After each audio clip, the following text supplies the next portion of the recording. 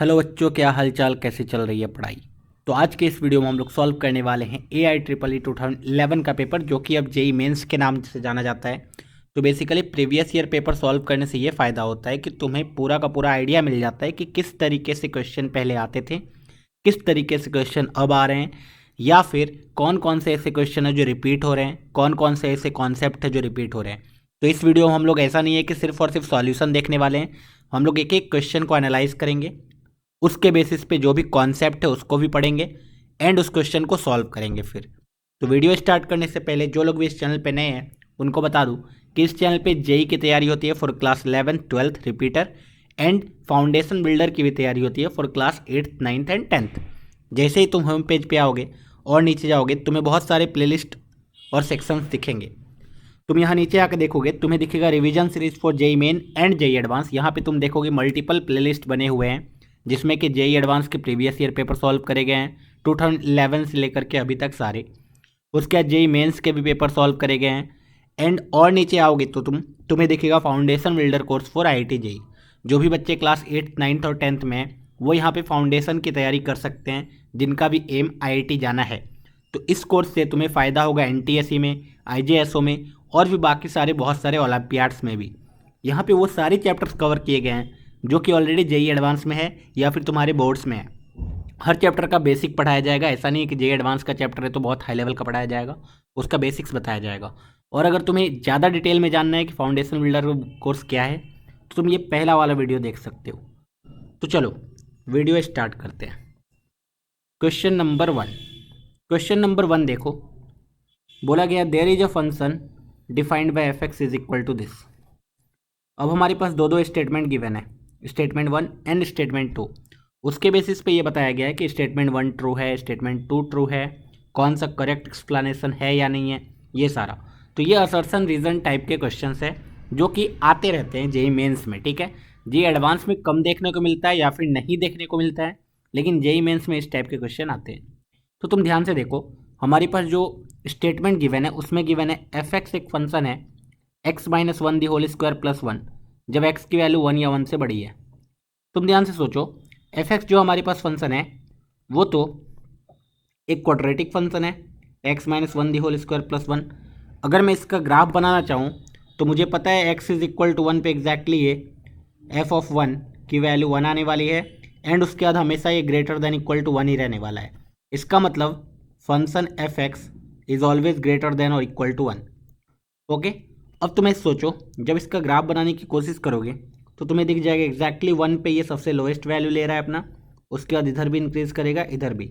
लेकिन हमें इंटरेस्ट है सिर्फ 1 या 1 से आगे, तो हमने सिर्फ ये वाला ग्राफ देखा और ये फंक्शन मुझे 1 1 दिखा।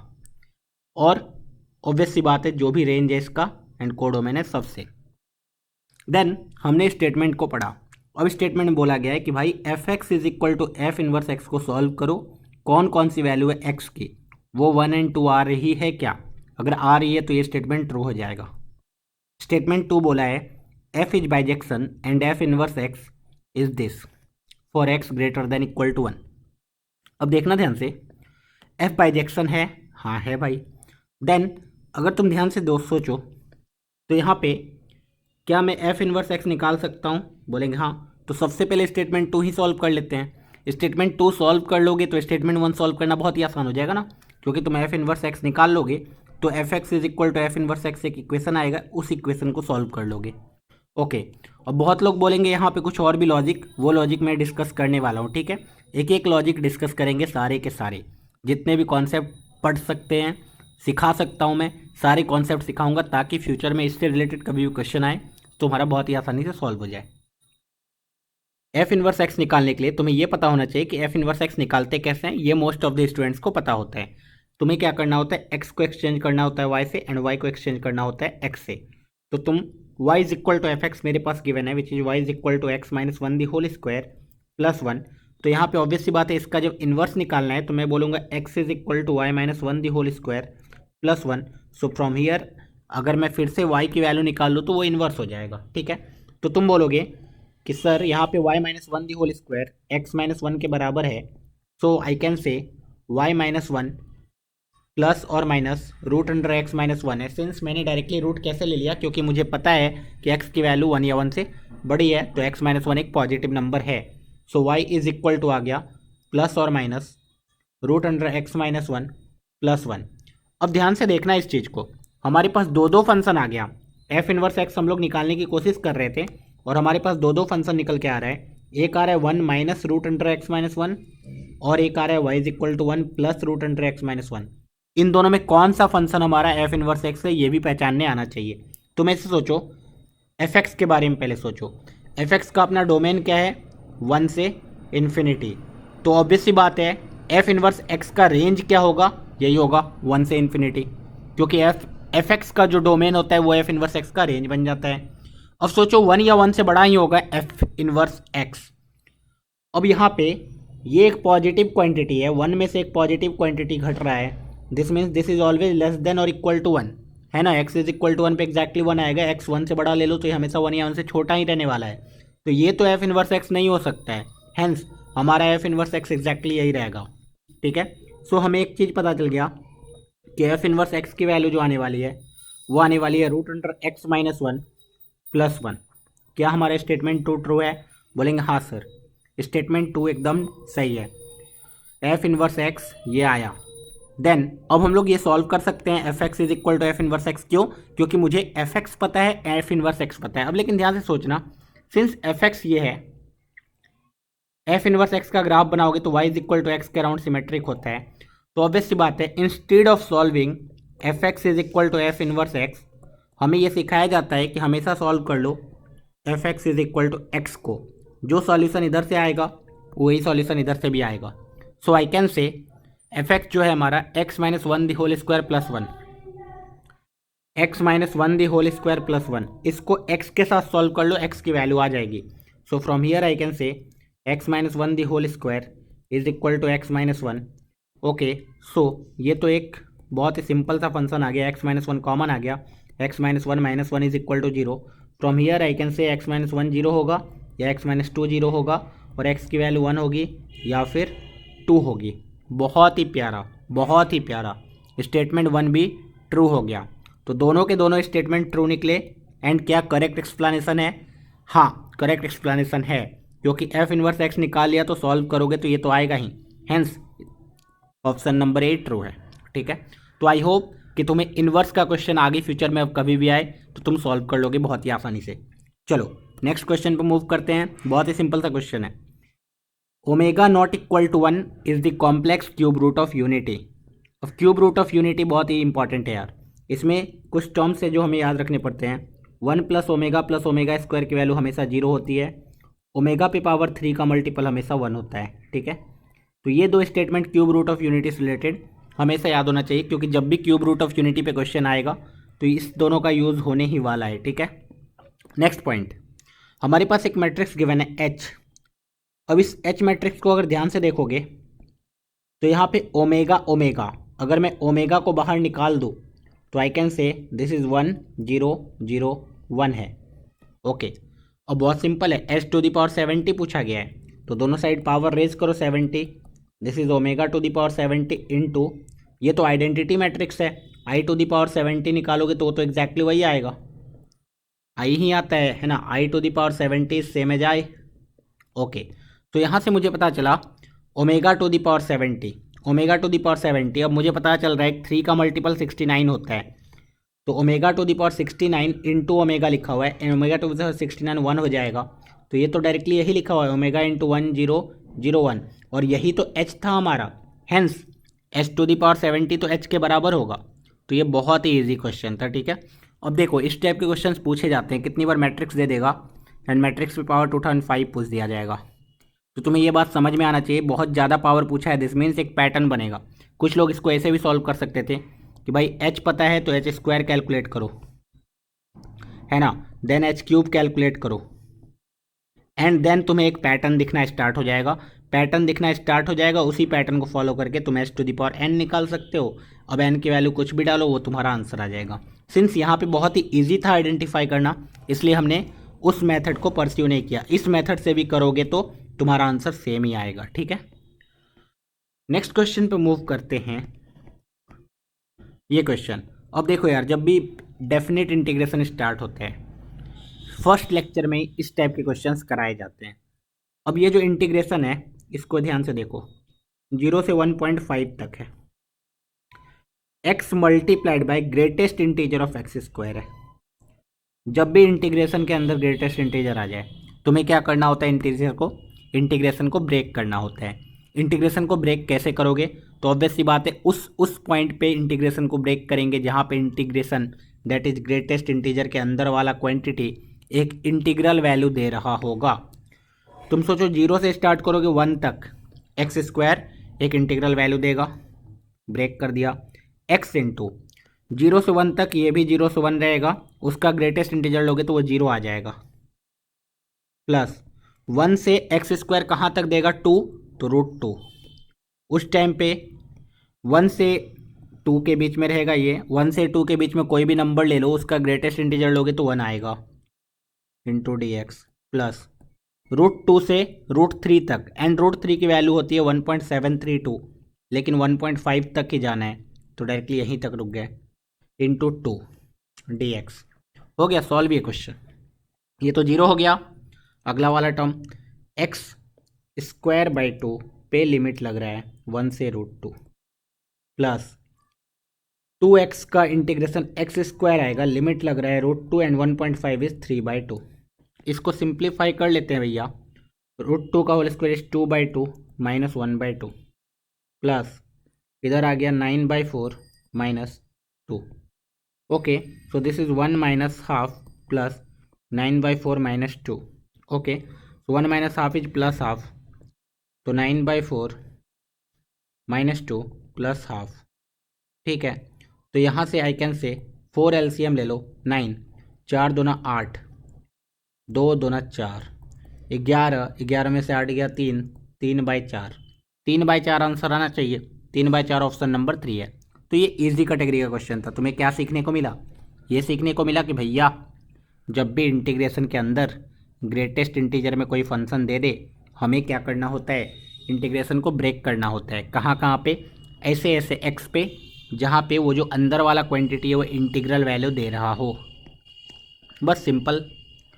अब देखो यार फिर से ये क्वेश्चन कैलकुलस का अपना, तुम्हें ऐसा नहीं कि रट्टा मारना है, ठीक है, हर एक क्वेश्चन को एनालाइज करो एंड देखो किस किस टाइप के क्वेश्चंस आ रहे हैं। ठीक है, तो जेई मेन पहले के ज़माने में बहुत इजी हुआ करता था, अभी के ज़माने में भी इजी ही हुआ करता है, ऐसा नहीं कि पैटर्न चेंज हो चुका है। ठीक है, पेपर का लेवल वही रहता है हर जगह। इस क्वेश्चन को ध्यान से पढ़ो। बोला गया the curve that passes through the point 2,3, एक कोई भी कर्व है जो 2,3 से पास होती है, ठीक है, and has the property that the segment of any tangent to it lying between the coordinate axis is bisected by the point of contact is given by. ऐसी कौन सी कर्व है ये बताना है। बहुत सारे बच्चे क्वेश्चन पढ़ के एक बार में कंफ्यूज हो जाते हैं। जब इस टाइप कन्फ्यूज़न क्रिएट हो तो एक काम कर लिया करो, क्वेश्चन को दोबारा पढ़ो। तुम्हें सोचो कि भैया कोई भी एक कर्व है जो 2,3 से पास हो रहा है, तो मान लेते हैं एक रैंडम कोई कर्व है, ठीक है, रैंडम मैंने बनाया ऐसे ही 2,3 से पास करेगा। और उस कर्व का एक प्रॉपर्टी है कि that this segment of any tangent to it at the point of, suppose एक पॉइंट ऑफ कॉन्टैक्ट है, इस पर एक टेंजेंट ड्रॉ किया, ठीक है, इस पर एक टेंजेंट ड्रॉ किया, ये ग्रीन कलर का बहुत ही घटिया सा टेंजेंट है लेकिन एटलीस्ट टेंजेंट तो है। अब बोला गया इस टेंजेंट का segment of any tangent to it lying between the coordinate axis. अब ये ए पॉइंट है, ये बी पॉइंट है, ए और बी का जो मिड पॉइंट है वो एग्जैक्टली पी ही रह रहा है हमेशा, ठीक है, is bisected by the point of contact. Then बताओ कर्व क्या है, तो ऑब्वियस सी बात है भैया मैं निकाल लूँगा ना, कैसे, at suppose this curve is y is equal to F X, तो I can find out dy by D X, वो उसका स्लोप कहलाएगा। ओके, दिस मीन्स इस टेंजेंट का इक्वेशन मैं लिख सकता हूँ y minus y1 is equal to m times capital X minus x1। अब मुझे अगर a की वैल्यू फाइंड आउट करनी है तो मैं क्या करूँगा, y की वैल्यू 0 पुट करूँगा, put y is equal to 0, जैसे ही 0 पुट किया ये आ गया minus y is equal to m capital X minus x. तो यहाँ से कैपिटल एक्स माइनस एक्स की वैल्यू आ गई माइनस वाई अपॉन एम, तो कैपिटल एक्स की वैल्यू आ गई x minus y upon m. Okay, this means A का कोऑर्डिनेट आ चुका है। ए का कोऑर्डिनेट क्या है अपना, बोलेंगे x minus y by m comma zero. अब मुझे बी का कोऑर्डिनेट चाहिए होगा। जब बी का कोऑर्डिनेट निकालेंगे तो कैसे निकालेंगे, देखो put x is equal to zero. जैसे ही x is equal to zero करोगे तो वाई की वैल्यू आ जाएगी। वाई की वैल्यू क्या आएगी, कैपिटल वाई स्मॉल वाई है ना, प्लस माइनस एम एक्स, शायद यही आएगा ना। वाई इधर जाएगा एंड ये एक्स जीरो है तो माइनस एम एक्स, हाँ यही है। ठीक है, तो बी भी आ गया, ए भी आ गया। Hence we can say that x की जो वैल्यू होगी, एक्स मिड पॉइंट, वो इसका एक्स कोऑर्डिनेट इसका एक्स कोऑर्डिनेट तो जीरो है तो डायरेक्ट उसका बाय टू, तो x minus y by m whole divide by two, and y की जो वैल्यू आएगी वो आएगी y minus m x whole divide by two. तो अब देखो ये दोनों के दोनों एक डिफरेंशियल इक्वेशन है जहाँ पे m क्या है, d y by D x. अब तुम किसी भी एक डिफरेंशियल इक्वेशन को सॉल्व करो, ऑब्वियस सी बात है आंसर सेम ही आएगा। ठीक है, तो मैं सेकंड वाला को चूज कर रहा हूँ क्योंकि सेकंड वाला मुझे इजी दिख रहा है। तुम किसी भी को भी चूज करोगे आंसर सेम ही आएगा। तो यहाँ से I can say m x की जो वैल्यू है माइनस वाई है, and what is m, m है d y by D x into x is equal to minus y. ये तो डायरेक्टली वेरिएबल सेपरेबल दिख रहा है, yes. D y upon y is equal to minus of d x upon x, integrate कर दो, तुम बोलोगे yes sir, l n y is equal to minus l n x plus कुछ constant. अब constant निकालने के उन्होंने बोला है कि ये जो कर्व है वो 2,3 से पास हो रहा है, मतलब एक्स की वैल्यू 2 डालो, वाई की वैल्यू 3, तो l n 3 is equal to minus of l n 2 plus c. So from here we can see c is equal to l n 6। आगे आप तो ईजी है, l n y is equal to minus l n x plus l n 6, minus l n x plus l n 6 is l n 6 upon x. So y की value आ गई 6 upon x. ये हमारा curve होने वाला है Y is equal to 6 upon x, और ये ऑप्शन नंबर 2 है। ठीक है, तो इजी क्वेश्चन था, डिफरेंशियल इक्वेशन का था। इस टाइप का क्वेश्चन किधर मिल जाता है, एनसीईआरटी जब सॉल्व करोगे ना क्लास 12th का डिफरेंशियल इक्वेशन चैप्टर का, उधर ही ये मिल जाएगा, बहुत ही आसानी से सॉल्व भी हो जाएगा। ठीक है, अब देखो यार ये क्वेश्चन है स्टैटिस्टिक्स से। अभी जो स्टैटिस्टिक्स चैप्टर है ना, ये बार बार मैं बोलता हूँ, स्टैटिस्टिक्स जो चैप्टर है ना ये सिर्फ और सिर्फ जेई मेंस में आता है और हर साल एक क्वेश्चन आता ही है। तो इस चैप्टर को कभी छोड़ने का नहीं, इस चैप्टर को पूरा का पूरा पढ़ लेने का, उसके बाद इसके क्वेश्चन जाके फोड़ देने का। ठीक है, बहुत ही ईजी होता है और सारे बच्चे फोड़ते हैं। अगर तुम इसका क्वेश्चन नहीं फोड़ोगे तो मतलब तुम्हारा सिलेक्शन ही रुक जाएगा। ठीक है, देखो a scientist is weighing each of 30 fishes. अब 30 मछली है उसको वेट कर रहा है भाई ये, ऐसा कौन सा साइंटिस्ट है जो मछली का वेट कर रहा है। ठीक है, their mean weight worked out is 30 gram. कैसा साइंटिस्ट है, मीन वेट निकाल लिया 30 ग्राम है। ठीक है, तो म्यू उसका निकाला उसने 30 ग्राम का। Okay, and standard deviation, standard deviation क्या होता है, सिग्मा, सिग्मा स्क्वायर क्या होता है फिर, वेरिएंस। सिग्मा दिया हुआ है 2 ग्राम का। ओके, कितने का, 30 फीसेस। ओके, ये उसने कैलकुलेट किया। लेटर, अब बाद में ये पता चला कि it was found that the measuring scale was misaligned and always under reported every fish.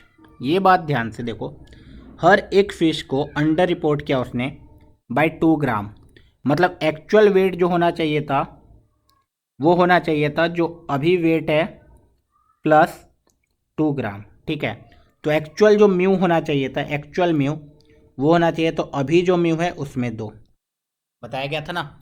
याद करो, सारे एलिमेंट में अगर 2 ऐड कर दोगे तो जब न्यू एवरेज निकालोगे तो एक्चुअल एवरेज, न्यू एवरेज भी पुराने वाले एवरेज से 2 ज़्यादा हो जाएगा।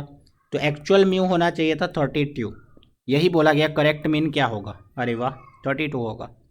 And standard deviation of fishes, अब स्टैंडर्ड डेविएशन क्या होगा, तो स्टैंडर्ड डेविएशन में कोई चेंज नहीं होता। क्यों, क्योंकि स्टैंडर्ड डेविएशन में फॉर्मूला आता है एक्स आई माइनस म्यू का होल स्क्वायर। ठीक है, अब तुम सोचो म्यू में 2 ऐड कर दिया, सब में 2 ऐड कर रहे हो तो ऑब्वियस सी बात है माइनस करोगे 2 का कोई वैल्यू ही नहीं रहेगा।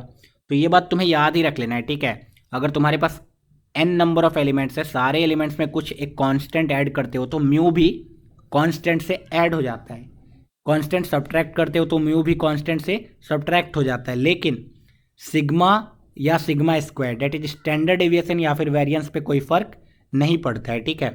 हेंस तुम्हारा जो करेक्ट मीन है वो 32 है एंड करेक्ट स्टैंडर्ड डिविएशन जो वो 2 ही है। Option number 1। बहुत ही ईजी क्वेश्चन। चलो नेक्स्ट क्वेश्चन पे मूव करते हैं। अब ये क्वेश्चन देखिए जरा, खतरनाक क्वेश्चन, खतरनाक क्वेश्चन, ठीक है।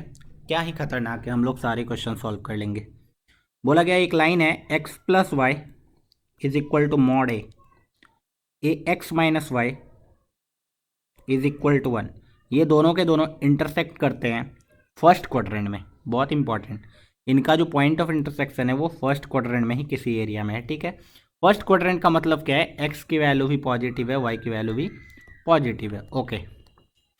Then the set of all the possible value of a। Simple है। अब सोचो ना, इस इक्वेशन को तभी तुम सॉल्व कर पाओगे जब a का मॉडुलस हटाओगे। तो एक एक करके कर लेते हैं ना। जब मॉड a है तो a की वैल्यू पॉजिटिव होगी तो मॉड पॉजिटिव से खुलेगा, this is case 1।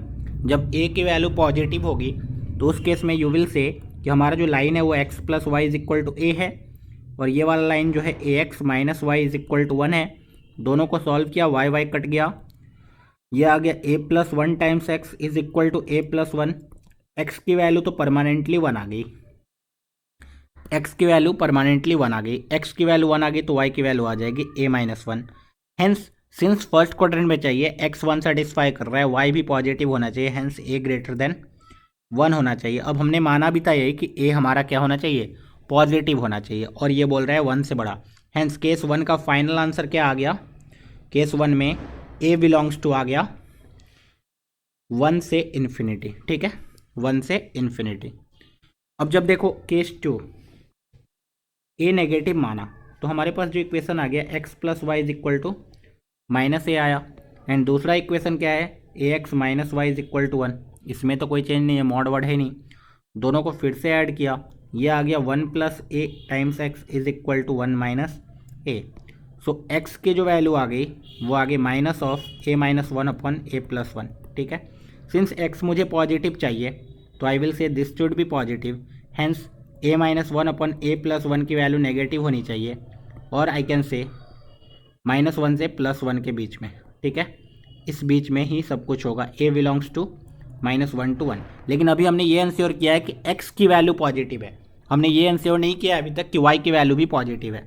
So from here I can say y की जो वैल्यू आएगी वो माइनस a माइनस एक्स आएगी, that is plus of a minus 1 upon a plus 1। इसको सिंप्लीफाई किया, a plus 1 minus a square minus a plus a minus 1, ये तो ऊपर कट गया, माइनस कॉमन आ गया, ए square plus 1 upon a plus 1 आ गया, ये भी पॉजिटिव होना चाहिए, और we can say a square plus 1 upon a plus 1 negative होना चाहिए, ये तो हमेशा पॉजिटिव ही रहेगा, तो ये माइनस 1 के प्लस माइनस इधर माइनस 1 से नीचे होना चाहिए। अब भाई ये तो होगा ही नहीं, क्योंकि ये बोल रहा है माइनस 1 से 1 के बीच में होना चाहिए, ये बोल रहा है माइनस 1 से छोटा होना चाहिए, कभी दोनों सेम हो ही नहीं सकते हैं, दोनों एक ही टाइम पे पॉजिटिव नहीं हो सकते हैं। केस 2 से जो हमारा आंसर है a बिलोंग्स टू 5 आया। केस 1 एंड केस 2 का हमें क्या करना है, यूनियन लेना है, एंड यूनियन लेने के बाद आंसर आ जाएगा 2 टू और 1 टू इन्फिनिटी। सिंपल है। Next question. इस क्वेश्चन में बात चली कि हमारे पास एक वेक्टर है ये, दूसरा वेक्टर है ये, तीसरा वेक्टर है ये, p not equal to q not equal to r not equal to 1, ठीक है, are coplanar vector, then the value of this. अब तुम सिंपल सी बात सोचो, एक बहुत ही प्यारा सा बेसिक सा कॉन्सेप्ट पढ़ाया जाता है कि भाई तीन वेक्टर अगर को प्लेनर है, दिस मीन्स तीनों का जो बॉक्स प्रोडक्ट है वो 0 होगा।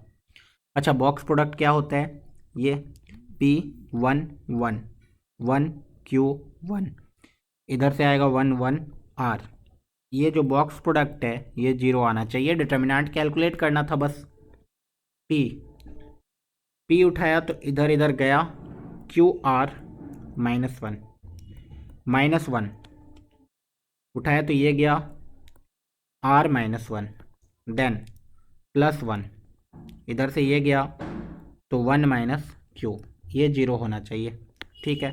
डिटर्मिनेंट कैलकुलेट हो चुका है हमारा। अब देखते हैं, this is p q r, okay, ये थोड़ा डार्क हो रहा है, okay, p q r minus p minus r plus one minus q is equal to 0। तो यहाँ से p q r minus p minus q minus r is equal to -2। मुझे क्या चाहिए? P q r minus p minus q minus r is equal to -2, hence यही चाहिए। Answer आ गया। कितना? One of the easiest question हम लोग बोल सकते हैं इसको। ठीक है, बस तुम्हें क्या याद रखना था इस क्वेश्चन से? इस क्वेश्चन से तुम्हें ये सीख मिली कि अगर भाई तीन वेक्टर पता चल जाए और बोल दे कि तीनों के तीनों कोप्लेनर है, दिस मीन्स तुम्हें क्या करना होगा? तुम्हें उसका बॉक्स प्रोडक्ट 0 कर देने का है। बस खत्म बात। नेक्स्ट क्वेश्चन पे आते हैं। ये क्वेश्चन बोला गया the distance of the point vectors in 3D का है this from the plane this. अब देखो एक नॉर्मल कॉन्सेप्ट है कि भैया एक पॉइंट 1, -5, 9, ठीक है। एक प्लेन है x minus y plus z minus 5 is equal to 0। इसका अगर परपेंडिकुलर डिस्टेंस निकालना होता है तब तो फार्मूला होता है, ठीक है, डायरेक्ट फार्मूला। लेकिन इस बार इन्होंने कुछ और पूछ दिया। इन्होंने बोला कि इस पॉइंट का इस प्लेन से डिस्टेंस निकालो measured along the straight line this. अब ये कोई लाइन है इस डायरेक्शन में, लेट से मान लेते हैं, लेट से ऐसे ही मैंने बोल दिया इस डायरेक्शन में, ठीक है। किसी डायरेक्शन में तो होगा, तो कोई ना कुछ एजम्पशन ही तो करना है, रफ स्केच ही तो बना रहे हैं, ऐसा थोड़ी ना है कि एकदम हूबहू डायग्राम बन रहा है। ओके, तो इस डायरेक्शन में मतलब ये वाला डिस्टेंस निकालना है। If this is P this is Q, ये पी क्यू डिस्टेंस निकालना है। तुम्हें पता है कि भाई क्यू डिस्टेंस, क्यू का कोऑर्डिनेट मुझे पता है। इस लाइन पे कोई भी एक जनरल कोऑर्डिनेट लिया जा सकता है, lambda comma lambda comma lambda. अब वो इस पे लाई करेगा। So from here you can say lambda minus lambda plus lambda minus 5 is equal to 0, hence lambda is equal to 5। तो तुम्हें पता चल गया क्यू पॉइंट जो है वो तो 5,5,5 है। अब क्यू पॉइंट 5,5 है, पी का पॉइंट पता है, तो पी क्यू डिस्टेंस तो पता चल जाएगा ना डिस्टेंस फार्मूला से। 5 - 1 4 का होल स्क्वायर, 5 - 5 10 का होल स्क्वायर, 5 - 9 -4 का होल स्क्वायर। तो ये आ गया 16 + 100 + 16, तो आ गया 132। 132 कितना होता है देख लो भैया। 132 ये 100 × 3 75 90, ये तो 45 आ रहा है। ये क्या हो गया? क्या हुआ तेरा वादा, क्या हुआ? 5 - 1 4, 5 -+ 10 का स्क्वायर, ओके। तो 16 + 10 का स्क्वायर 100 प्लस 5 - 9 दैट इज़ 4 का होल स्क्वायर दैट इज़ 16। तो ये तो 132 ही आ रहा है, 132 कोई ऑप्शन भी नहीं है। Okay, x is equal to y is equal to z के along, x is equal to y is equal to z के अलॉन्ग एक लाइन है, तो उस पर एक जनरल पॉइंट लिया। वो पॉइंट अगर यही वाला है तो वो पॉइंट तो सॉल्व हो जाएगा। तो मैंने लाइन एंड पॉइंट का इंटरसेक्शन निकाल लिया। ओके, मैंने गलती क्या की? मैंने गलती ये की कि मैंने ये अज्यूम कर लिया कि this P point is lying on this line. Blunder, मैं ब्लंडर कर रहा हूँ भाई। ओके, कोई बात नहीं, ठीक है। अल्टीमेटली हम लोग समझ तो गए हमने क्या मिस्टेक किया। हमें अलोंग दिस लाइन डिस्टेंस निकालना है, ठीक है। मतलब इसके अलोंग लाइन कुछ और ही होगा, लेकिन ये इसी के अलोंग है। This is some line x is equal to y is equal to z, और इसके अलोंग निकालना है डिस्टेंस, मतलब ये वाला डिस्टेंस निकालना है। तो क्या मैं रेड वाले लाइन का इक्वेशन लिख सकता हूँ? बोलेंगे हाँ, इसका मुझे डायरेक्शन पता है, it is passing through x - 1 upon direction 1 1 1 ही तो है, is equal to y + 5 upon 1 is equal to z - 9 upon 1। तो इसको सबको लैम्डा माना, तो I can say q point जो होगा वो होगा lambda + 1 comma lambda - 5 comma lambda + 9, ठीक है। Now this point will lie on date plane. तो लैम्डा + 1 माइनस वाई, तो minus lambda + 5 plus z that is lambda + 9 -5 is equal to 0। तो यहाँ से एक लैम्डा से दूसरा लैम्डा कट जाएगा। 5 + 1 6, 6 + 9 15, 15 - 5 10, तो लैम्डा की वैल्यू -10 आएगी। लैम्डा की वैल्यू -10 आएगी तो क्यू की वैल्यू आ जाएगी। क्यू की वैल्यू -10 + 1 इज -9, -10 - 5 इज -15 एंड -10 + 9 इज -1। तो अब तुम्हें P पता होगा, P is 1, -5, 9, 1 comma -5 comma 9 and Q is -9 comma -15 comma -1। Okay, so यहाँ से पी क्यू डिस्टेंस आ जाएगा, डेट इज रूट अंडर -9 -1 10 का होल स्क्वायर, 10 का होल स्क्वायर, 10 का होल स्क्वायर, दिस इज 10√3।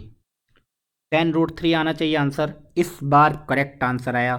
देखा, मेजर मिस्टेक, इसी टाइप का सिली मिस्टेक्स एग्जाम में होता है बच्चों से, ठीक है। और सपोज भूले ना भटके, अगर वो ऑप्शन होता जो हमारा आंसर आया था तो हम लोग तो वही टिक करके निकल लेते, पूरा का पूरा गलत हो जाता, 4 मार्क्स चले जाते इतना इजी क्वेश्चन में। तो बस तुम्हें ये चीज़ समझने की बात है, ठीक है। तुम समझ जाओगे, तुम्हारा बहुत ही अच्छा रैंक आ जाएगा बस। Next question,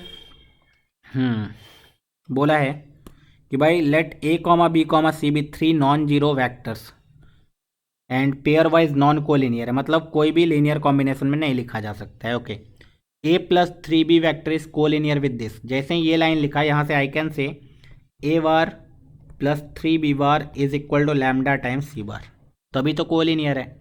and b + 2c vector is collinear with this is what the fuck, ये क्या लिख दिया भाई, बावला हो गया क्या। b + 2c is collinear with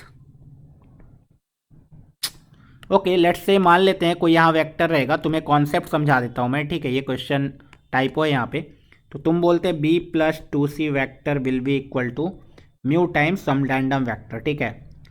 let's say एक सेकंड के लिए a वैक्टर ही है, तो यहाँ से अब तुम क्या करोगे, इन दोनों इक्वेशन से b को एलिमिनेट कर दो, लैम्डा म्यू आ जाएगा। क्यों? क्योंकि यू नो कि भाई लेट्स से मैंने इसको 3 गुना कर दिया, तो this is 3b vector + 6c vector is equal to 3 mu a vector, ठीक है। अब दोनों को सब्ट्रैक्ट किया, 1 और 2 को, 1 और 2 को सब्ट्रैक्ट करोगे तो ये a vector + 3 vector -6c vector is equal to lambda c vector -3 mu a vector. तो यहाँ से a वैक्टर कॉमन लोगे तो 1 + 3 म्यू आएगा is equal to c vector common लोगे तो लैम्डा + 6 आएगा। एंड यू नो कि ये लीनियर कॉम्बिनेशन में लिखा नहीं जा सकता है, वाई? क्योंकि a and c vector are non collinear, hence यहाँ से 1 + 3 म्यू को 0 होना ही पड़ेगा, लैम्डा + 6 को 0 होना ही पड़ेगा। सो यहाँ से म्यू की वैल्यू कुछ आ जाएगी, लैम्डा की वैल्यू कुछ आ जाएगी। सो यहाँ से ए बी सी में एक रिलेशन आएगा, ए बी सी में एक रिलेशन आ जाएगा, hence you will get the desired result, ठीक है, जो भी चाहिए। तो कॉन्सेप्ट तुम्हें समझ में आ जाना चाहिए कि कॉन्सेप्ट क्या पूछा जा रहा है, ठीक है। नेक्स्ट क्वेश्चन पे हम लोग मूव कर जाएंगे। नेक्स्ट क्वेश्चन है हमारा a is equal to this, b is equal to this are the vertices of a triangle, ठीक है। एक ट्राइंगल है, लेट्स से a की वैल्यू 2, -3, b की वैल्यू -2, 1 है। And third vertex moves on the line this, एक random कोई भी लाइन है, मुझे भी नहीं पता है वो एग्जैक्टली किधर है, ठीक है। मैं तो बस एक रिप्रेजेंटेटिव डायग्राम बना रहा हूँ ताकि तुम्हें आइडिया लग जाए कि चल क्या रहा है भाई। तो थर्ड वर्टेक्स जो भी सी है ना, वो इस पे मूव कर रहा है। Then the locus of the centroid of this triangle, centroid का लोकस निकालना है। Let's say this is h, k। अब तुम सोचो कि अगर दिस इज x, y, ठीक है, तो आई कैन से कि 2 + x - 2 upon 3 is equal to h and -3 + 1 + y upon 3 is equal to k। So from here 2 2 cut गया, x is equal to 3h आ गया, यहाँ से y इज इक्वल टू आ गया 3k, और ये -2 है तो उधर जाके +2 बनेगा, है ना, सही किया ना। y - 2 is equal to 3k, तो y is equal to 3k + 2। तो x एंड y तो इसको सेटिस्फाई करेगा ना, हाँ, तो x एंड y इसको सेटिस्फाई करेगा, लोकस ही तो निकालना है, तो h एंड k में रिलेशन ही तो निकालना है, h एंड k में रिलेशन निकालना तो आ तो गया 2 × 3h + 3 × 3k + 2 is equal to 9। इसको सिंप्लीफाई कर लिया, 6h + 9k + 6 is equal to 9। यहाँ से 6h + 9k is equal to आ गया 3, और वी कैन से 3 3 से डिवाइड कर दो, 2h + 3k is equal to 1, 2h + 3k is equal to 1, that is 2x + 3y is equal to 1, 2x + 3y is equal to 1, option number 2, ठीक है। Okay, so यहाँ तक हमने टोटल 10 क्वेश्चन सॉल्व कर लिए, क्वेश्चन नंबर 61 से लेकर के क्वेश्चन नंबर 70 तक। उसमें सारे कॉन्सेप्ट हमने देखे, किस किस तरीके के कॉन्सेप्ट के क्वेश्चन आ रहे हैं हमने उसके सारे डिटेल सॉल्यूशन देखा, उस तरीके से क्या क्या सीखा हर एक क्वेश्चन से वो सब कुछ देखा, ठीक है। इसके आगे क्वेश्चन पार्ट 2 में आएगा, स्टे ट्यून्ड। अगर तुमने चैनल को अभी तक सब्सक्राइब नहीं किया है तो सब्सक्राइब करके जाना, दोस्तों के साथ शेयर कर देना जो भी जेईई की तैयारी कर रहे हैं, ताकि उनको भी इस क्वालिटी कंटेंट का मज़ा मिल पाए। चलो पढ़ते रहो, ऑल द बेस्ट, मचाते रहो।